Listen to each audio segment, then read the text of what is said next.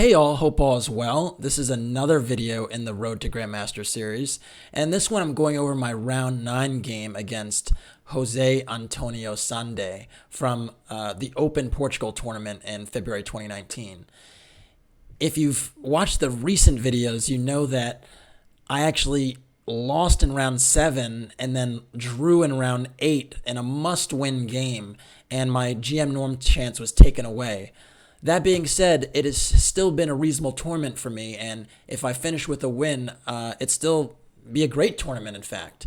So with 5.5 out of 8, I was still looking to, show something in this last round.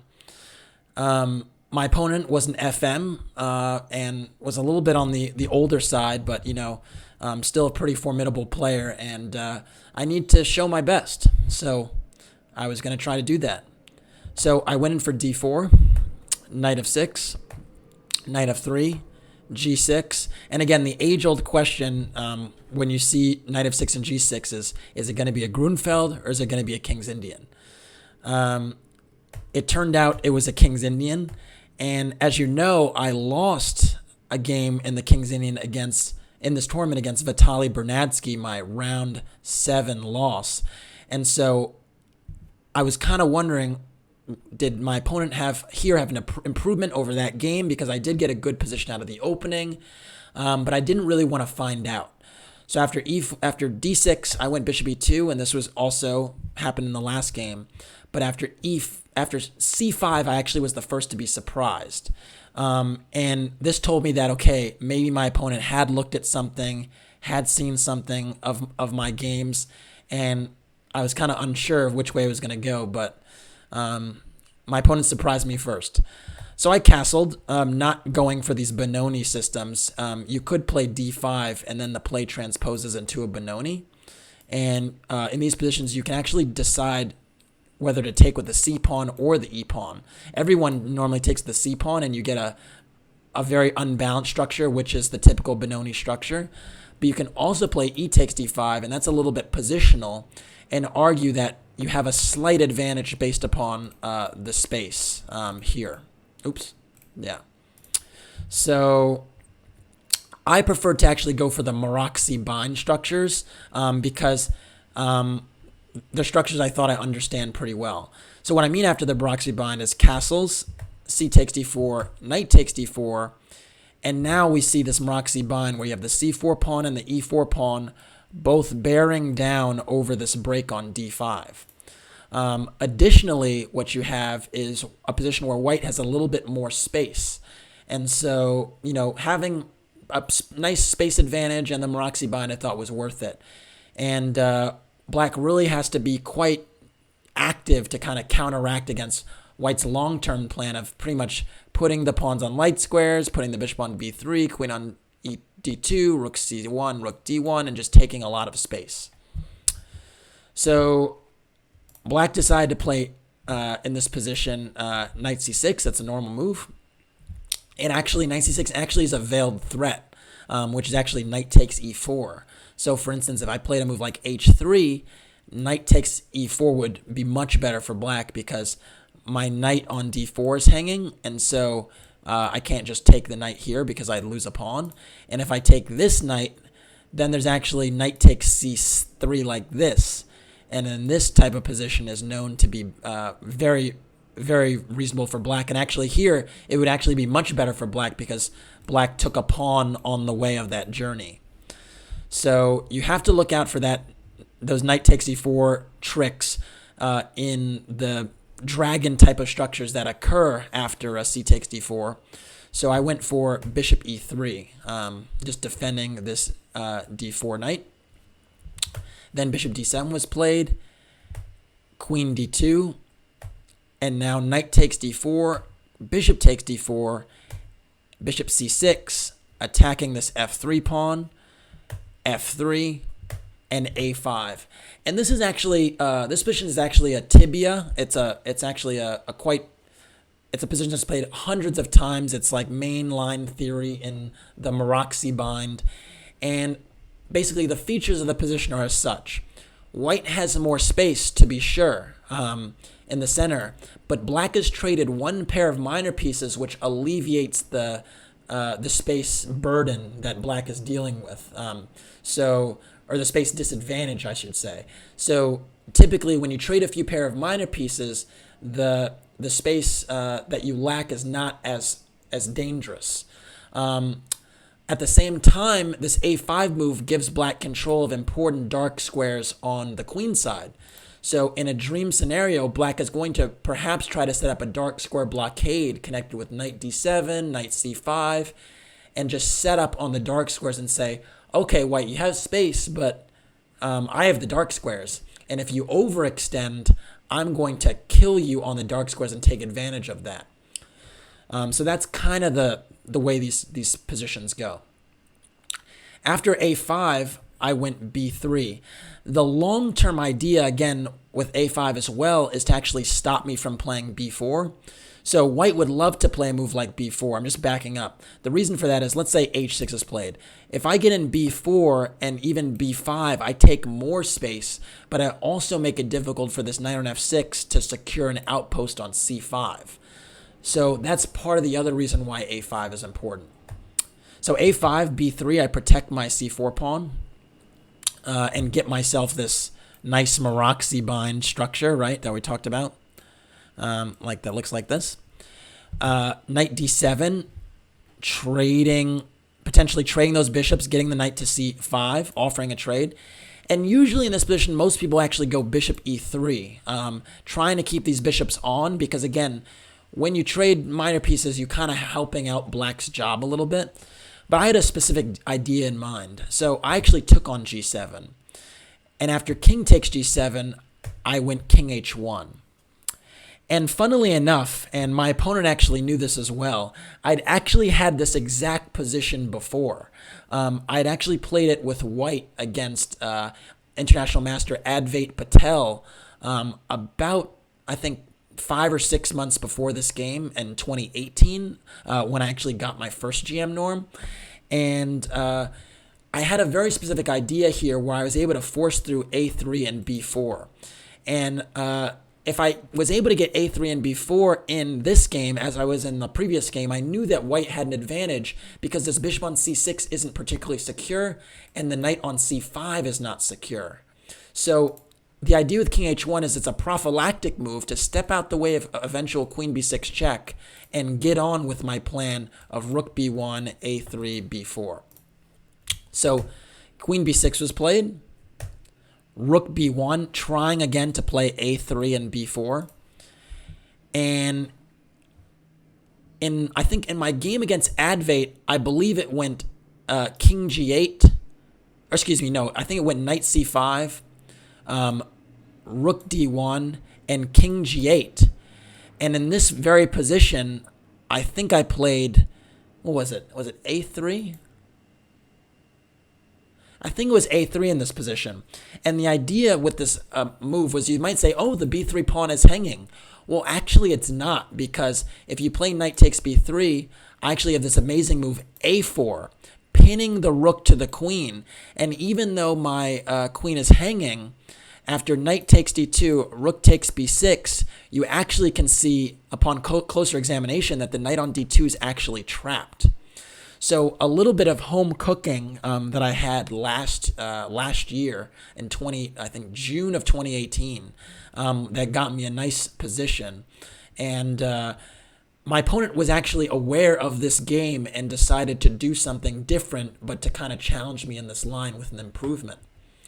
That's how, the digital world works now. People see your games, they prepare against them and try to find new ideas and hit you with them. So I was aware, he's going down this line. He must have seen this game. So anyways, after king h1, queen b6 was played. I went rook b1. And now queen c5 was played. And this was, I guess, the new move, the idea, if you will. And I thought here for about 30, 40 minutes trying to get a grapple on what this new position entailed. What it immediately told me was that, okay, I can't just go for a3 and b4 like this because the queen is actually eyeing the square. So I can't just rush that idea. So I figured, you know what, if I can't play this a3 before idea, I'm better off trying to play through the middle of the board, and then maybe I get to play a3 before in a moment. And I decided after a long thought, again, I played f4. My thought process was, you know what, I can put the bishop on f3, I might think about knight d5 ideas, and that's another thematic plan in the dragon, is sometimes you have these structures where after knight d5, bishop takes d5, you play e takes d5, and the point is you kind of gang up on the e7 pawn. You put a rook on e1 and you kind of gang up on the e7 pawn. So that's sometimes a transformation that is doable, even if black has all the dark square control.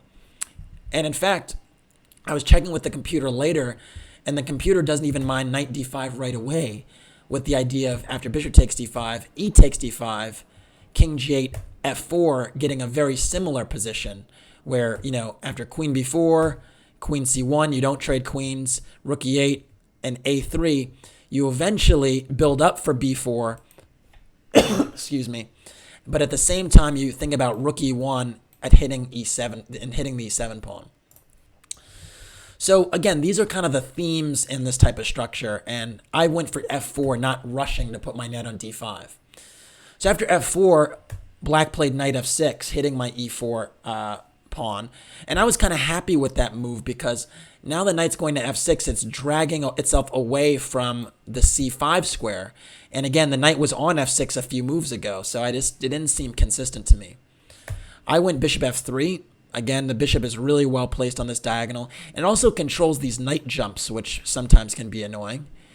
And then black went a4, and a4 is actually a huge blunder, and I'm going to give you 5 seconds to pause the video and try to figure out why it's a blunder.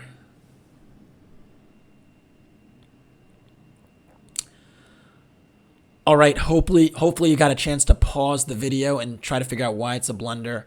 The reason it's a major blunder is because with this a4 move, you're compromising the dark squares. The integrity on the dark squares, your control is now compromised, and because of that, it actually allows this amazing tactical shot, b4. It actually allows b4 even in this position. Point being that after queen takes e4, rook fc1, now there's nasty threats of b5 and knight d5, and the queen is really caught out. Queen e6 would have to be played, and after queen d4, I'm now threatening b5. This is pinned. There's a lot of pressure going on. It's just a very nasty position. I actually did not see that, and because I didn't see that, the game actually continued for a little bit, but I still have a very promising position because now the b4 square is chronically loose. So I actually wound up playing rook fc1 because I didn't see that, I didn't see this detail of hitting b4 right away, but I thought even here it's promising because now my rook is lined up against the queen and it's still a threat. Black took on b3, I played a takes b3, and then black played king g8, and now I have an even better version of the position we were just looking at before, because now after b4, which I played, black can't really go queen takes c4 because of knight d5. And queen takes c4 happened. And the thing is now, you can see the rook is lined up against the queen. I'm going to have knight d5. That's a discovery, and it's just a problem. So I can't go knight d5 right away, because if I go knight d5 right away, I believe there's knight takes e4, and I'm actually messing this up because my queen is hanging and my knight is now under attack. So instead of playing it right away, you first start with b5, kicking the bishop away. The point is if the bishop actually moves, it moved to e4, but if it goes to d7, after knight d5 here, I'm actually winning an exchange, because what happens is that I have knight b6 on tap. So if queen a4 is played, I have knight b6. And I just win an exchange. And not to mention the fact that everything is very loose. Instead, bishop takes e4 is played, trying to get some material for the piece. But you can see that after knight takes e4, this queen is uncovered. And so even though black has 2 pawns for the piece, it shouldn't be enough. Knight takes e4 is played, which is kind of the last ditch effort in this position, because now I have to be alert. If I take on c4, my d2 queen is hanging, but I just need to move my queen to a square where it attacks the e4 knight and doesn't offer a queen trade. And there are 2 ways to do that. You could do, I think, queen e3 or queen e1, and I went for queen e1. And this just seals the deal because, again, now this e4 knight is just hanging, and you can't also get the queen out the way. So knight f2 check was played. I took it, and now queen takes f4. And now white is, black has actually managed to get 3 pawns for the piece, but it really doesn't matter because b7 is so weak. I'm just a piece up, and so. And I also have opportunities to invade, so it's actually not so difficult to win this one.